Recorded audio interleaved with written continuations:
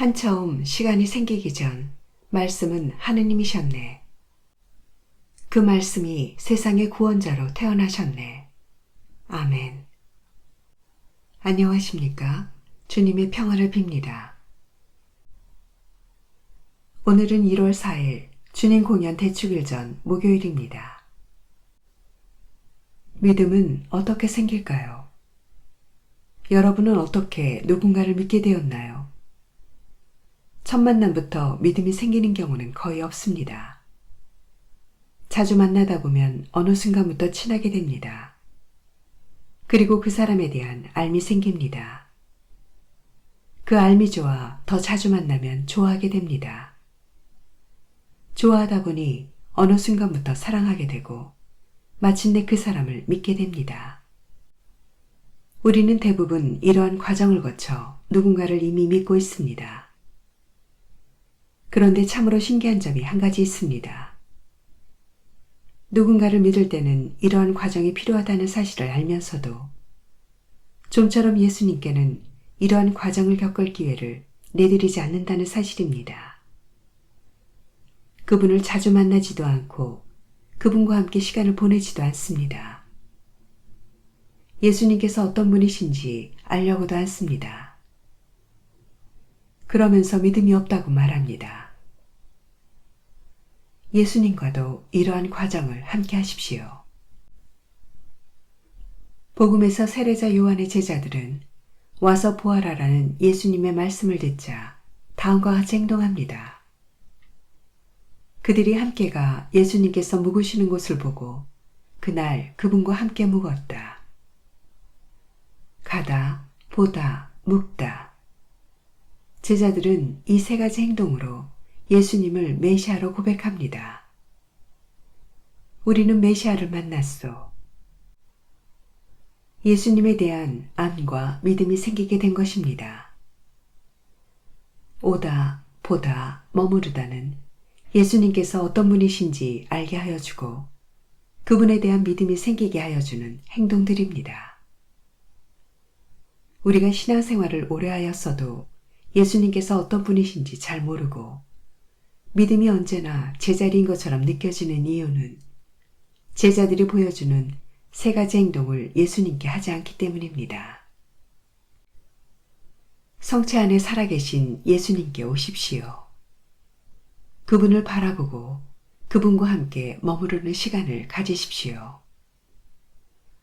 믿음은 다른 과정이 아닌 이러한 과정을 통하여 생기고 자라고 열매를 맺습니다. 아멘.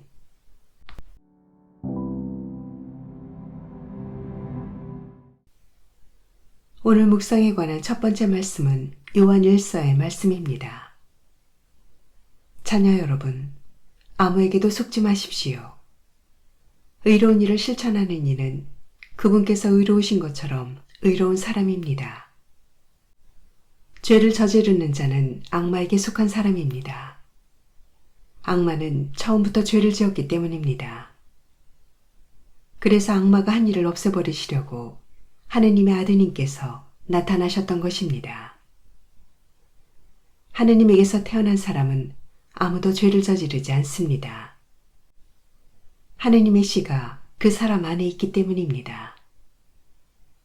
그는 하느님에게서 태어났기 때문에 죄를 지을 수가 없습니다. 하느님의 자녀와 악마의 자녀는 이렇게 뚜렷이 드러납니다. 의로운 일을 실천하지 않는 자는 모두 하느님께 속한 사람이 아닙니다. 자기 형제를 사랑하지 않는 자도 그렇습니다. 주님의 말씀입니다. 하느님 감사합니다.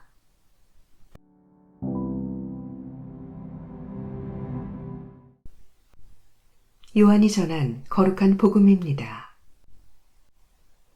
그때의 요한이 자기 제자 두 사람과 함께 서 있다가 예수님께서 지나가시는 것을 눈여겨보며 말하였다. 보라, 하느님의 어린 양이시다. 그 두 제자는 요한이 말하는 것을 듣고 예수님을 따라갔다.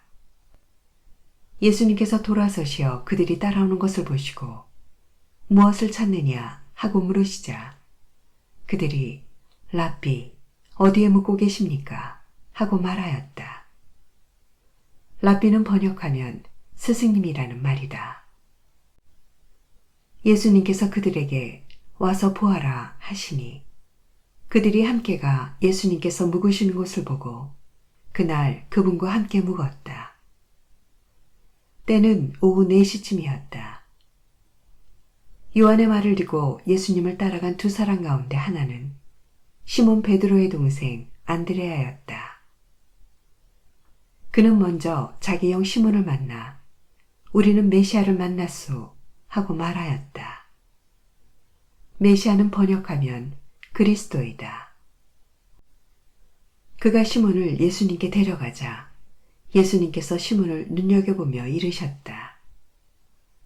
너는 요한의 아들 시몬이구나. 앞으로 너는 케파라고 불릴 것이다. 케파는 베드로라고 번역되는 말이다.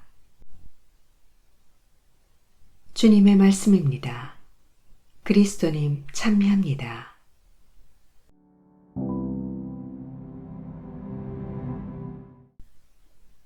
하느님은 세상을 너무나 사랑하신 나머지 외아들을 내주시어 그를 믿는 사람은 누구나 멸망하지 않고 영원한 생명을 얻게 하셨네.